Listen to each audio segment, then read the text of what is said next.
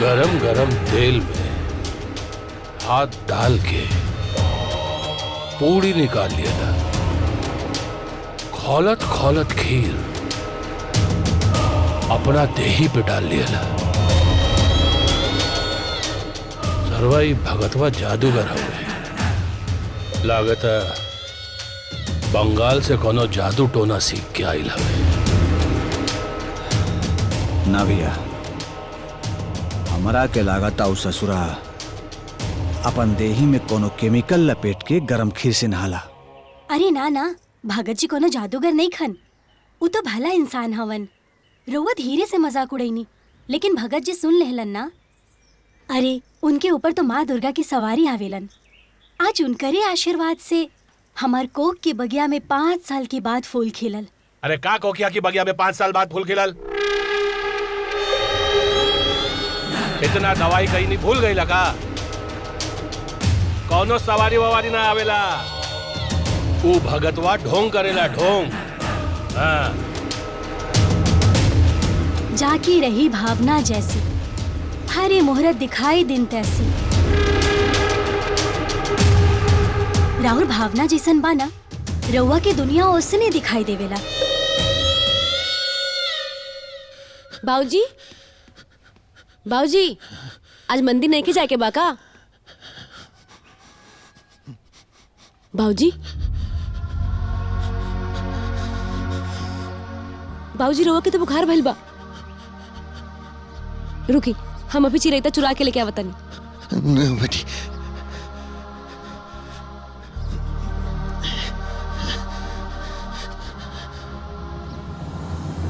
तू रह दे बेटी, चिरैता तार माया कर दे दिए। बेटी देख रहे माई के अजीबे मई बाबा, ये बार काले से नवरात्रा के पूजा शुरू है वाला, और मैया हमरा बीमार करके बिस्तर पकड़ा दी ले। शायद मैया एक बार तोहर पूजा स्वीकार करे के चाहत हुई है। माई। हाँ बेटी। ठीक बा बाऊजी। मैया रउआ कहता नहीं तो हम ही कर दे। हम जाता नहीं, भोग की तैयारी करे के बाद। ठीक। माई की भेजे तानी बाऊजी। हाँ भेज दे। माई। मैया, मैया अपना बेटी की पूजा स्वीकार करिए मैया, कृपा करिए बेटी पर, तो हर पूजा ठीक से निभा पाओ।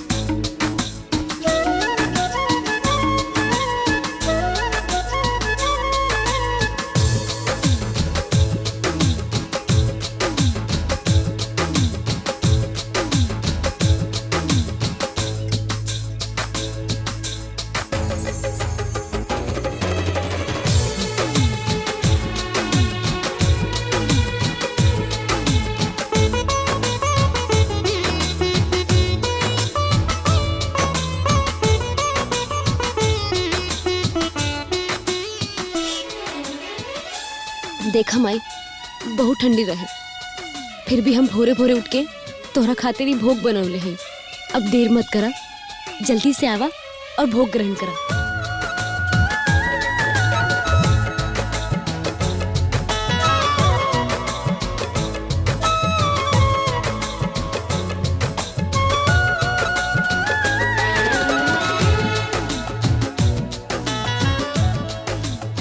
का भइल माई, आत काहे नहीं खून?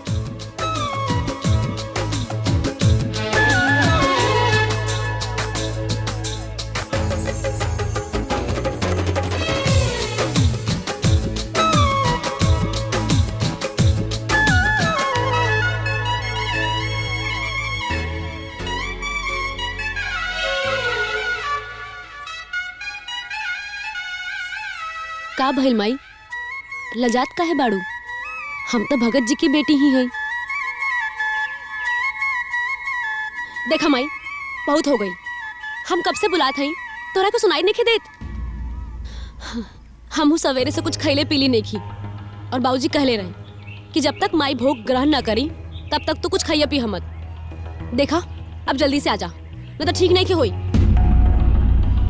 तू ऐसे ना मन। हमहू जब बचपन में ना खात रहनी ना, तो जैसे ही माई डंडा उठावत रहे हम पूरा थरिया सफा चट कर देत रहनी। लागता कि तोरा खातिर भी ना ये करे के पड़ी। रुको।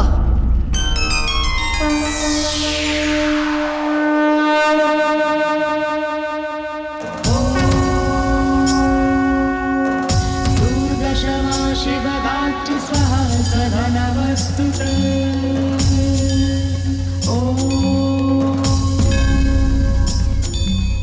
या देवी सर्वभूतेषु शक्तिरूपेण संस्थिता।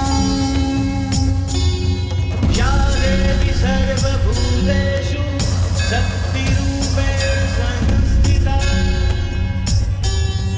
नमस्तस्यै नमस्तस्यै नमस्तस्यै नमो नमः। माई, नमस्तस्यै नमो नमः। या देवी सर्वभूतेषु शक्तिरूपेण संस्थिता। माई, ई कहो शेर? कोनो और सवारी नहीं के मिलल? मोर, चूहा, ऊपर आ जाई तू। शेर पर का है? सबके अपन अपन सवारी होला। तू घबरा मत बेटी, भीतर आव। ये कुछ ना करी, ई त हमार ह। ना माई, हमके डर लगा था। ई हमरा के खाए तो ना ना। नहीं, पक्का? आव।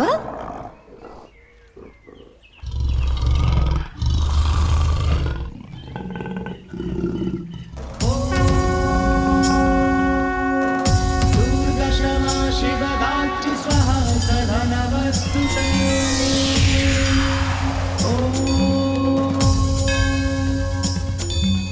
या देवी सर्वभूतेषु शक्तिरूपेण संस्थिता। या देवी सर्वभूतेषु शक्तिरूपेण। माई, तू भोजपुरी कितना सुंदर बोले लू। तो के भोजपुरी कैसे आवेला? बेटी, इस संसार के सब भाषा हमरा के आवेला।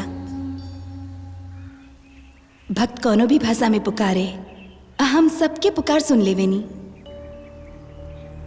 और तुहार पुकार हमके सबसे अलग लागल। ऐसन पुकार जौना में ना कोनो लोभ ह, ना लालच, ना द्वेष, एकदम स्वच्छ। तुहार भोलापन और भाव हमके आवे खातिर मजबूर कर देनी। बैठी ना माई।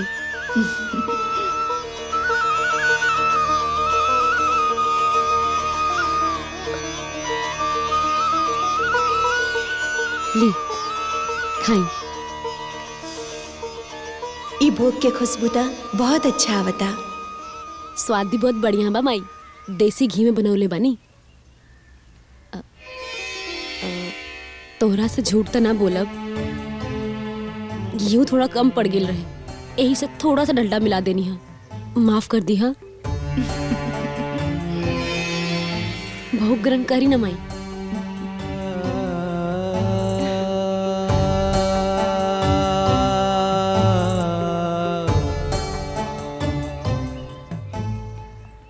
ली।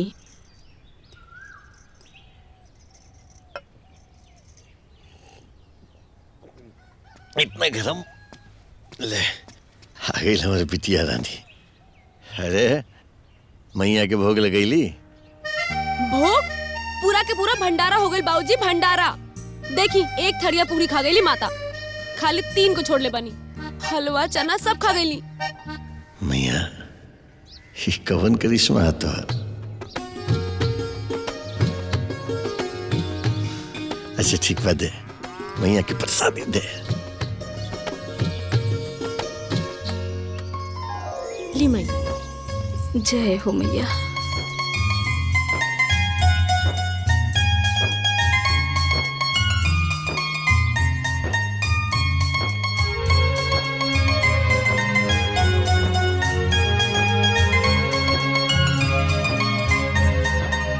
माई हम फिर से खाना बनावता नहीं। खाना बनावे के कोनो जरूरत नहीं का सावित्री। पता ना क्या एक के पूरी में लगा था पेटे बढ़ गए हमार। हाँ जी, सही कहा तानी रहुआ। एक के पुड़िया खा के हमरा पेटवा एकदम भर गई।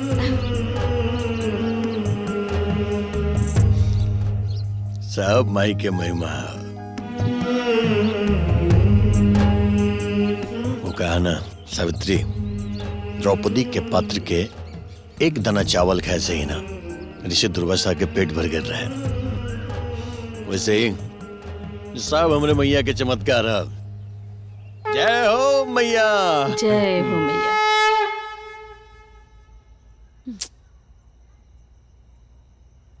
आज 1.5 किलो आटा की पूरी बनौले रही, फिर भी कम पड़ गई। कल एक काम करब, सीधा डबल कर दे, 3 किलो आटा की पूरी बनाए। आधा किलो 1 किलो चना बनाए और एक पाव सूजी की जगह आधा किलो सूजी के हलवा बनाए। फिर हम देखा तनी कैसे कम पड़ी। चला गीता, अब निश्चिंत होके सो जा। माई बहुत ठंडा बा। आई माता, भोग लगाई।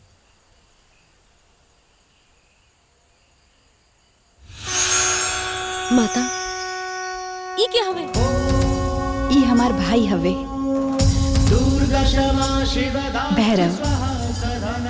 अपने ताइबे कईनी, साथ में लटका हुआ भी लेके आ गई। वो कहा है बेटी, काल हम जब तुहार भोग के स्वाद के बारे में अपना भैया के बतवली तो ये हट करे लागल कि हम हो चलब। कोनो बात नहीं खेमाई, अब आ गई बाड़े त ली भोग लगाई।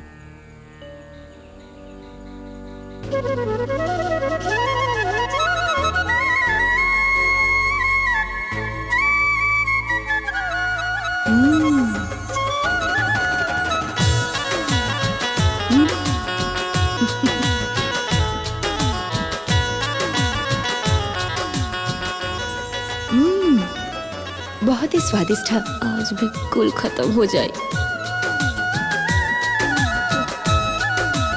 4, 5, 6, 7, 8, 9, 10 सब खत्म हो गए।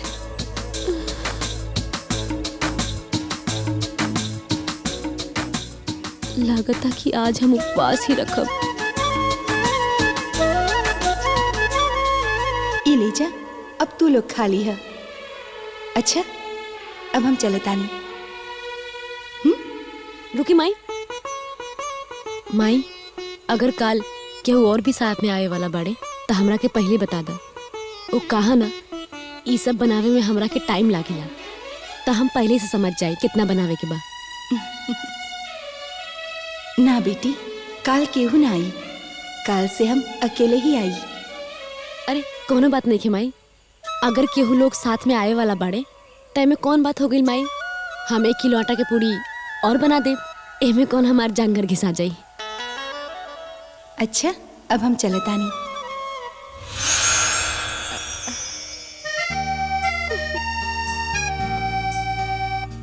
और फिर से 3 पूरी बाचल बा। कोनो बात नहीं है। जय माता दी।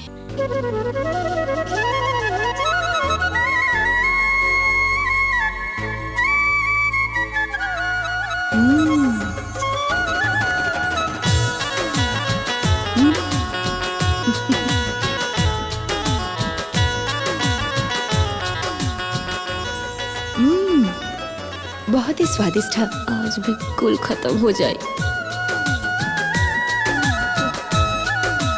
4, 5, 6, 7, 8, 9, 10 सब खत्म हो गए।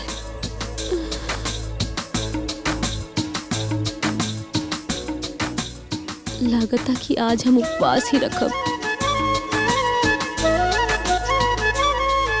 ये ले जा, अब तू लोग खा ली है। अच्छा, अब हम चलत आनी। रुकी माई। माई, अगर काल केहू और भी साथ में आए वाला बाड़े तो हमरा के पहले बता दा। वो कहा ना, ई सब बनावे में हमरा के टाइम लागेला, तो हम पहले से समझ जाए कितना बनावे के बा। ना बेटी, काल केहू ना आई, काल से हम अकेले ही आई। अरे कोनो बात नहीं है माई, अगर केहू लोग साथ में आए वाला बाड़े तो एमे कौन बात हो गई माई। हम 1 किलो आटा के पूरी और बना दे, एमे कौन हमार जानगर घिसा जाई। अच्छा, अब हम चलत आनी।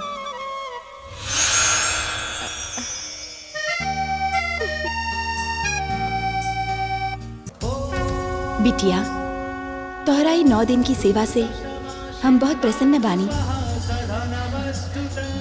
हम तोहरा के कुछ वरदान देवे के चाहतानी। मांगा बेटी, का चाहिए? अब तो से का मांगी, तू तो खुद घूम घूम के खात हो। तू कुछ असमंजस में लागत आड़ू बिटिया। का भइल? हम ऐसे कैसे मान ली कि हम जो भी मांगे रउआ हमके दे दे? पहले हमरा और परीक्षा ले। ठीक बा। अच्छा तो बतावा, सब केहू चल गई और बुढ़वा लटक गई, बुझता जानी? बिटिया, ये कोनो गांव के बुझावल हमसे का पूछे ताड़ू? हमसे पूछे के हद तब वेद पूछ, काव्य पूछ, पुराण पूछ। ना ना ना, बात के मत घुमावा। फंस गेलू तो बात घुमावा ताड़ू। चला जल्दी बतावा, का भाई? ताला। लगा था कि रउआ भी दादी नानी के किस्सा कहानी सुनने बाड़ी। अच्छा, एगो और पूछता नहीं, अगर एकर जवाब दे दे तब हम माने। दौड़ल दौड़ल जात रही, सास बोले रुका। कांटा। अब बस हो गई तुम्हारी परीक्षा? ना, ई तब बस बुझौलिया रहे, कठिन परीक्षा ता अब शुरू हुई। बतावा कितना उंगली बा? 2 4 1 3 5। ना, ई तो 6 बा।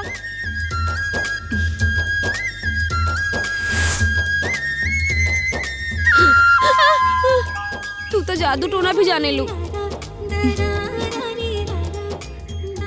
परीक्षा से संतुष्ट हो गई ल तू?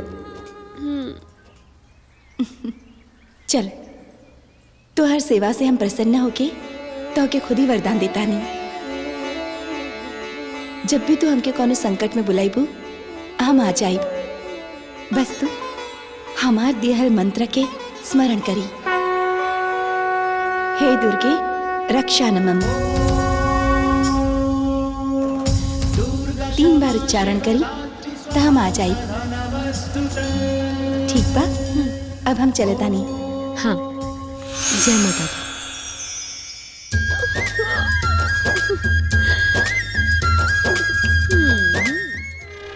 ई देखी ठाकुर साहब, माता की चौकी के जगह के पास से एयरपोर्ट जाए खातिर हाईवे पास हो गई बा, और ये हाईवे पास होखला के वजह से माता की चौकी के जगह सोना हो गई। अरे वाह! अरे वाह लेखपाल साहब, ये तो बहुत धनवान खबर सुनवला। हाँ,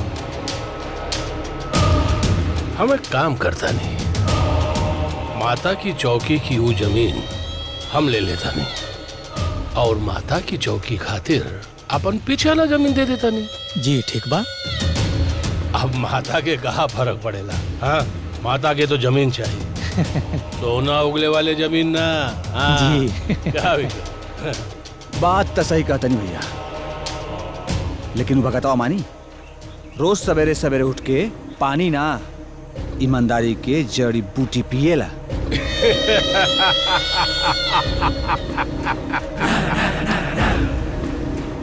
गांधी जी के जैसन लंगोटी पहनला से हर केहू गांधी जी ना बन जाला।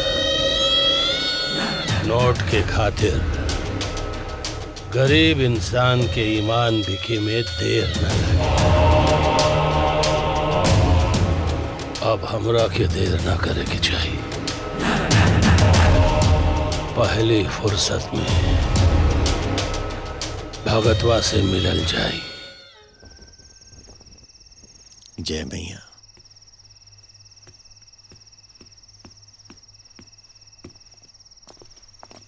प्रणाम भगत बाबा, प्रणाम प्रणाम भगत बाबा। आशीर्वाद।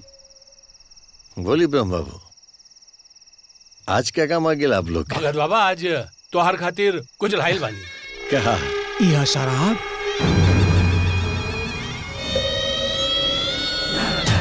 और यह कबाब। ब्रह्म बाबू, मालूम है ना कि माता के मंदिर है, अरे ये आप शराब के बोतल और मांस मंदिर लेके आ गई। गुस्सा काहे होता नहीं भगत बाबा, मंदिर के भीतरे न सही मंदिर के बाहर पी खा लियल जाई। ब्रह्म बाबू, हम मांस मदिरा के सेवन न करी ले, और आप लोग भी याद रखिए, ये मंदिर परिसर में आप लोग के भी हम ये मांस मदिरा के सेवन न कर रहे थे बस। अरे ऐसे कैसे भगत जी, ना आप खाए और ना खाए दे। चलिए आई बाबू समझाइए चल।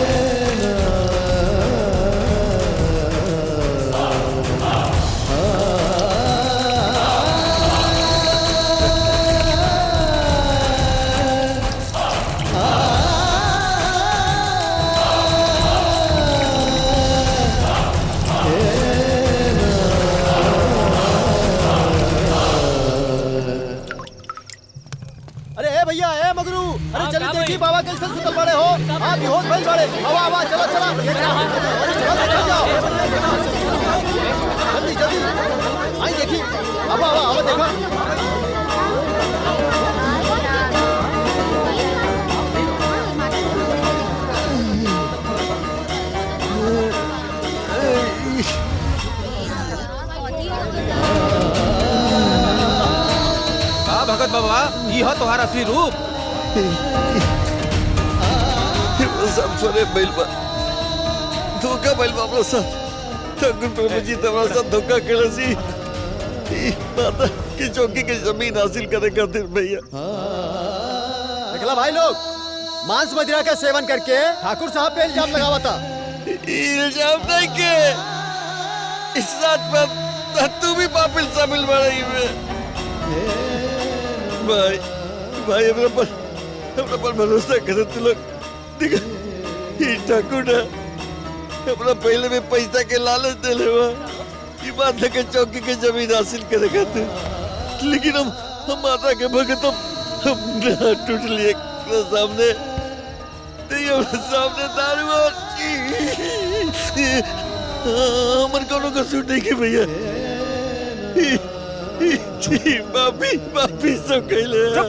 ठाकुर साहब तो हमनी के सामने आइलन हाँ। ते भगत के रूप में ढोंगी हवे ढोंगी।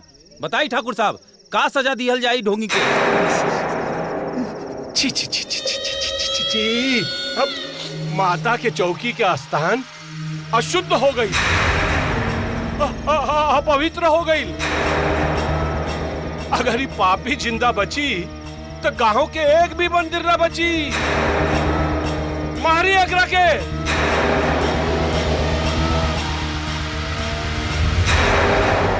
कहा है कि पापी के हत्या ना वध होला, वध। मारी मारी, मारी, मारी, मारी, मारी,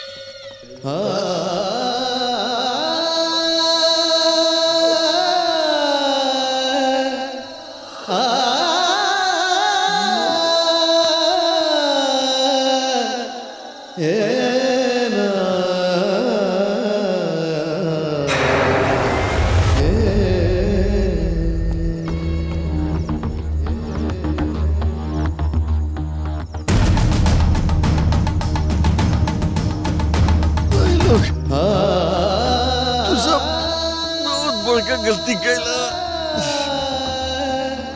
हम भी कसूर दिया। भाई भाई तुझे सब जानो तो भी भैया न्याय करिए रे। ताकतवर चौकी वाला जमीन हड़पे के चक्कर में इसे भोले वाले गाँव वाले के बेवकूफ बना रहा। तुम्हारी बात याद रखिए ठाकुर। सच्चा माता के भगत के खून बोले ये खून से विनाश के बीज उत्पन्न हो। ठाकुर याद रखिए।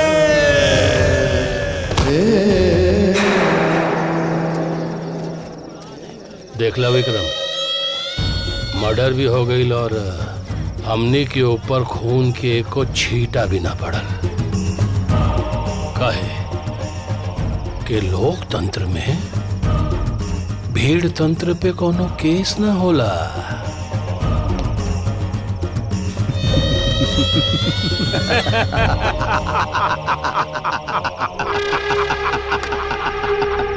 प्रणाम भगत बाबा।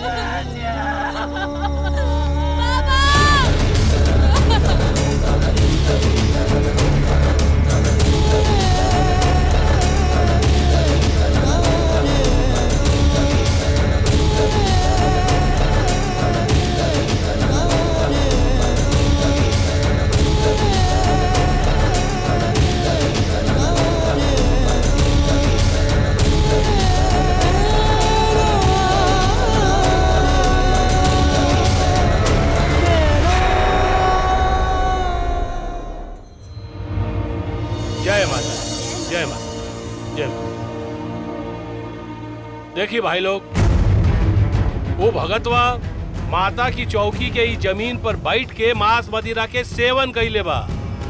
पूरा के पूरा स्थान अशुद्ध कर देले बा। अब हमरा विचार से ये अशुद्ध स्थान माता के चौकी बिठावे के लायक नहीं खे। ठाकुर साहब बात तो सही कहता नहीं, बाकी माता की चौकी रखल कहाँ जाओ? अरे हमरा जमीन पर बैठी, हमारा जमीन पर, ये मंदिर के पीछे जौन हमार जगह बा, माता के चौकी आज से वहां बैठी। और ओकर एवज में ये अशुद्ध जगह हम ले लेता नहीं। अब क्या करी, माता खातिर इतना तो करे के पड़ी ना। वाह ठाकुर साहब वाह, मान गई नहीं। माई के सच्चा भक्त भगतवा ना रउआ बानी रउआ। बोला जय माता दी। देखिए भाई लोग, एक बार फिर सोच ली, माता की चौकी ले जावे में कौनो ऐतराज तो नहीं खे? बिल्कुल।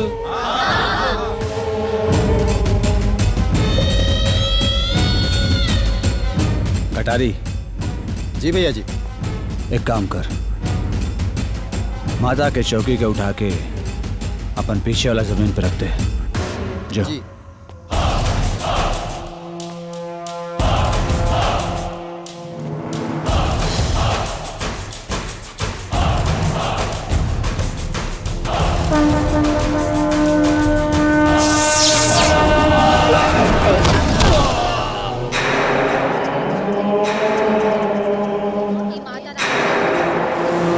कटारी तो कितना बार कहली कि गांजा मत पियल कर, हैं? खून पे कमर जीवा मस्त सारे। जी भैया जाओ।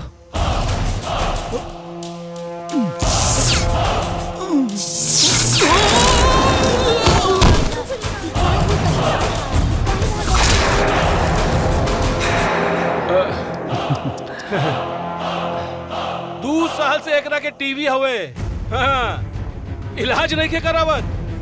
बखिर भांग पी के सूतल रहेला। हाँ, अब विक्रम जी भैया। हाँ? तो लोग ससुर कोनो काम का नहीं खजा।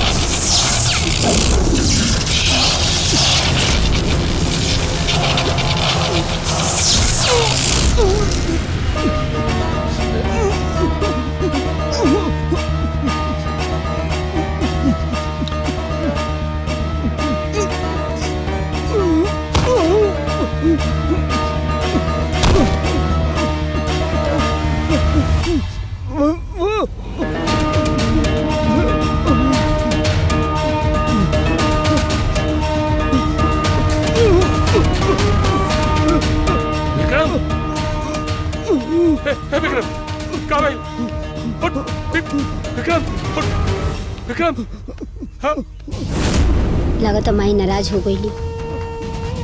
बाकी तू अपना आदमी के समझावा, ये सब माता के प्रकोप बा। हाँ भैया, हमरा तो लगा था भगतवा के पाप से मैया रूठल बाड़ी। माता केकर पाप से रूठल बिया इ त समय ही बताई। लेकिन तू लोग के अभी समझ में नहीं आई, और जब समझ में आई ना तब बहुत देर हो चुकल हूँ।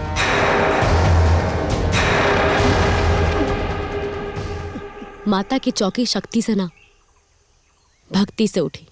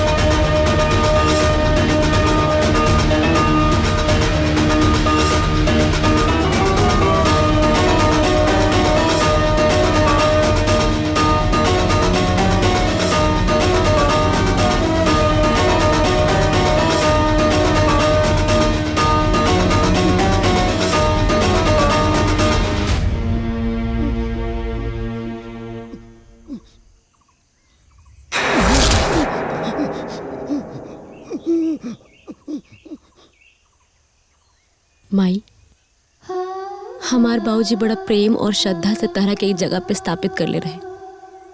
आज उनकर बेटी तारा सामने विनती करतिया,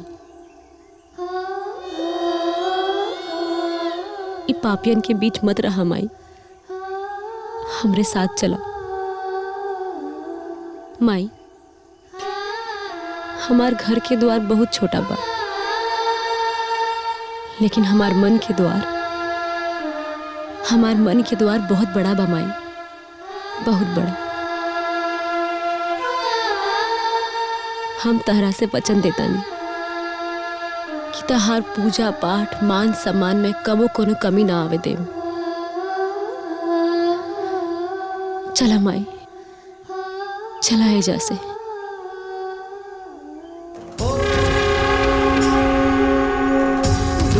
क्षमा शिवदात्री स्वाहा सदा नमस्तुते।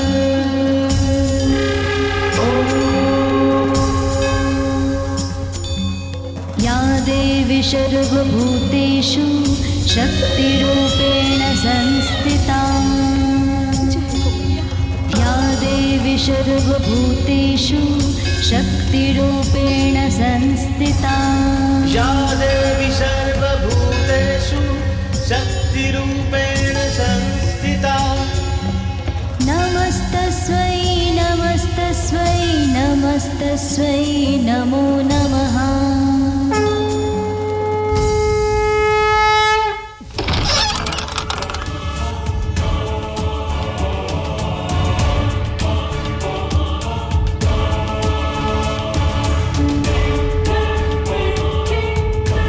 भिक्षाम देहि, भिक्षाम देहि।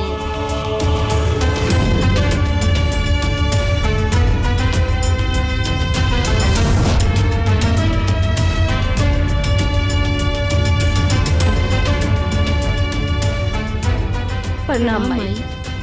आशीर्वाद। तू भगत जी के बेटी हो ना? हाँ। और तू उनकर पत्नी? जी माई। बाकी रउआ हमने के कैसे जाने नी? सब बतावतन। आई माई।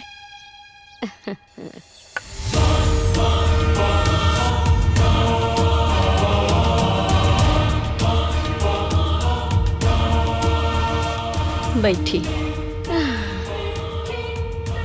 बाकी माई, रवा के तो हमनी ई गांव में कब्बो ना देखनी।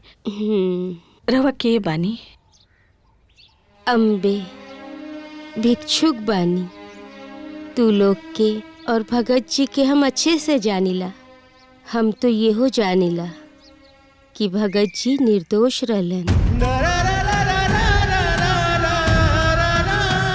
माता रानी के सच्चा भक्त रहलन। आपन पसंदीदा फिल्म देखे खातिर डाउनलोड करी दंगल प्ले ऐप।